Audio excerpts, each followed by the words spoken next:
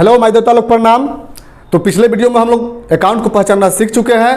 अब जानेंगे हम लोग 3 गोल्डन रूल्स के बारे में। लेकिन इससे पहले हमें समझना है कि मापन या पैमाना क्या होता है, इसे क्या समझ। तो इसके 2 पक्ष होते हैं, दाया पक्ष और बाया पक्ष। यदि हम आपसे पूछे तो आप भी बोलिएगा दाया पक्ष और बाया पक्ष, लेकिन हम इधर घूम जाएंगे तो ये हो जाएगा दाया पक्ष और ये हो जाएगा बाया पक्ष। तो यह दाया और बाया का जो चक्कर है यह क्लियर कैसे हो, तो इसके लिए सबसे बेहतर उपाय यह है कि आप इस तराजू के सामने घूम जाओ और तब देखो कि कौन सा पक्ष है और यह कौन सा पक्ष है। यही सही होगा जब हम इसके सामने घूम कर देखेंगे।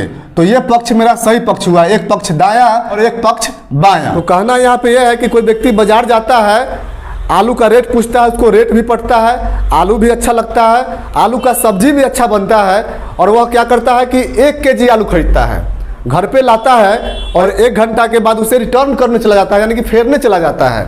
तो भाई कारण क्या है कि फेरने चला गया? आप बोलेंगे कि रेट नहीं पटा, रेट पटा तभी तो लिया। आप बोलिएगा कि हो सकता है उसका सब्जी अच्छा नहीं बना, अरे सब्जी अच्छा बनता था तभी तो लिए।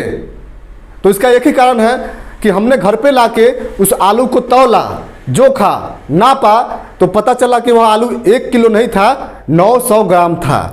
तो जब व्यापारी से हम 1 केजी मांगे तो वह 1 केजी 100 दिया नहीं, यानी कि वह 100 ग्राम ज़्यादा नहीं दिया, तो फिर हम 100 ग्राम कम क्यों लेंगे?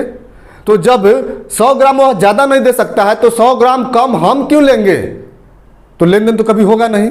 तो लेन देन तभी संभव है जब तराजू के दोनों पलड़ा बराबर हो। जब तराजू के दोनों पलड़ा बराबर हो तभी लेन देन संभव है, अन्यथा लेन देन संभव नहीं है। ठीक इसी प्रकार से बड़े बड़े बिजनेस में भी तराजू होते हैं, बस तराजू का रूप, रंग, डिजाइन अलग होता है, पर काम सभी का एक ही होता है। जैसे हम लोग कहें कि कपड़ा जोक के नहीं बेचा जाता है, नाप के नहीं बेचा जाता है, तौल के नहीं बेचा जाता है, तो नहीं, वो भी जोक के, नाप के और तौल के बेचा जाता है, बस उसका तराजू का रूप, रंग और डिजाइन अलग है। जैसे कपड़ा का तराजू क्या है भाई? तो मीटर है। तेल का तराजू क्या है भाई? तो नपना है। चॉकलेट का तराजू क्या है भाई? तो यूनिट है। यानी कि चॉकलेट का एक यूनिट होता है कि आपको 1 रुपये में इतना ही बड़ा चॉकलेट मिलेगा। यदि ऐसा नहीं होता तो कंपनी वाला को क्या जाता था, वह 1 रुपया में इतना बड़ा भी चॉकलेट आपको बना के दे सकता था। मिट्टी, तो मिट्टी का तराजू क्या है भाई? ट्रैक्टर का डाला है। यानी कि हर चीज का तराजू किसी न किसी रूप में है, लेकिन काम सबका एक ही होता है। उसी तरह से बड़े बड़े कंपनी, उद्योग, बड़े बड़े बिजनेस में भी एक तराजू होते हैं, जिस तराजू का नाम है 3 गोल्डन रूल्स। तो इसी 3 गोल्डन रूल्स से हम लोग बिजनेस की पूरी दुनिया को नाप तौल के रख देते हैं। तो आइए जानते हैं 3 गोल्डन रूल्स क्या है। इसके अंतर्गत 3 अकाउंट आते हैं, पर्सनल अकाउंट, रियल अकाउंट और नॉमिनल अकाउंट। पर्सनल अकाउंट क्या है, रियल अकाउंट क्या है, नॉमिनल अकाउंट क्या है, यह हमने पिछले वीडियो में बता दिया है, तो यहाँ बताने की जरूरत नहीं है। अब जानते हैं कि पर्सनल अकाउंट किससे बना है भाई? तो व्यक्ति के नाम से बना है, आदमी के नाम से बना है। तो पर्सनल अकाउंट्स का 3 गोल्डन रूल्स कहता है, नियम कहता है कि जब भी कोई आदमी रिसीव करे, यानी कि कोई भी चीज ले, तो DR में लिखना है, और जब भी कोई व्यक्ति कुछ गिव करे यानी कि दे, तो उसे CR में लिखना है। अब बारी आती है रियल अकाउंट की।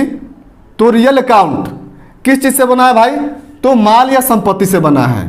तो 3 गोल्डन रूल्स कहता है रियल अकाउंट्स के संबंध में, बारे में, कि जब भी कोई माल इनकमिंग हो, यानी कि आ रहा हो, तो किधर डालेंगे?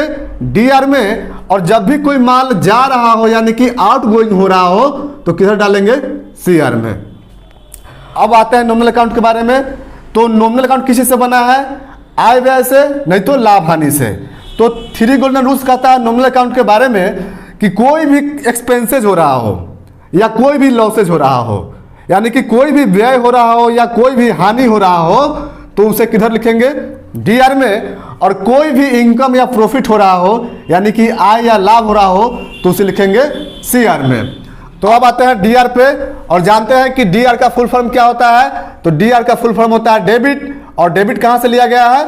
तो डेप्टर से लिया गया है। और डेप्टर का हिंदी होता है क्या? देनदार। इसे हिंदी में कहें तो धनी कहते हैं। और यहाँ पे डेबिट का हिंदी क्या होता है? नाम करे। अब देखते हैं CR के बारे में। तो CR का फुल फॉर्म क्या होता है? क्रेडिट। और क्रेडिट का हिंदी क्या होता है? जमा करे। क्रेडिट कहां से लिया गया? तो क्रेडिटर से लिया गया है।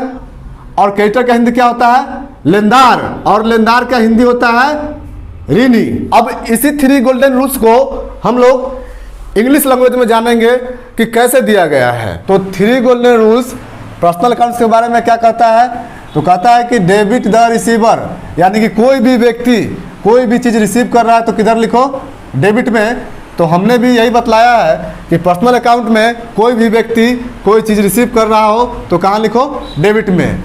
एंड क्रेडिट द गिवर, कोई भी व्यक्ति गिव कर रहा है तो कहाँ लिखो, क्रेडिट में। तो हमने भी यहाँ पे बतलाया कि पर्सनल अकाउंट में कोई भी व्यक्ति गिव कर रहा हो तो कहाँ लिखो, CR में लिखो।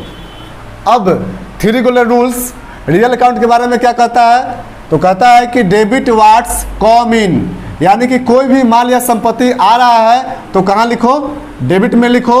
तो हमने भी बतलाया कि रियल अकाउंट में कोई भी संपत्ति या माल आ रहा है, इनकमिंग हो रहा है तो किधर लिखो, DR में। And credit what's goes out, यानी कि कोई भी माल या संपत्ति जा रहा है तो कहाँ लिखो, क्रेडिट में लिखो। तो हमने भी बतलाया कि रियल अकाउंट में कोई भी माल या संपत्ति आउट गोइंग हो रहा है तो कहाँ लिखना है, क्रेडिट में लिखना है। अब आता है नॉमिनल अकाउंट। तो नॉमिनल अकाउंट्स के बारे में 3 गोल्डन रूल क्या कहता है भाई, तो कहता है कि डेबिट ऑल एक्सपेंसेज और लॉसेज, जितना भी खर्चा हो रहा है या लॉस हो रहा है कहाँ पे लिखो, डेबिट में लिखो। तो हमने भी बतलाया नॉमिनल अकाउंट्स में जितना भी एक्सपेंसेज या लॉसेज हो किधर लिखो, डेबिट में लिखो, यानी कि DR में लिखो। एंड क्रेडिट ऑल इनकम और प्रॉफिट, यानी कि जितना भी इनकम या प्रॉफिट है उसे क्या करो, क्रेडिट करो। तो हमने भी बतलाया कि नॉमिनल अकाउंट्स में जितना भी इनकम या प्रॉफिट हो क्या करो, क्रेडिट करो, यानी कि CR करो। तो आज के लिए इतना ही, मिलते हैं अगले वीडियो में जर्नल के साथ और जानते हैं कि जर्नल क्या है और उसका हिसाब कैसे बनेगा। तो उसका हिसाब इसी 3 गोल्डन रूल्स के हिसाब से बनेगा। जब तक आप लोग मन लगा के पढ़िए।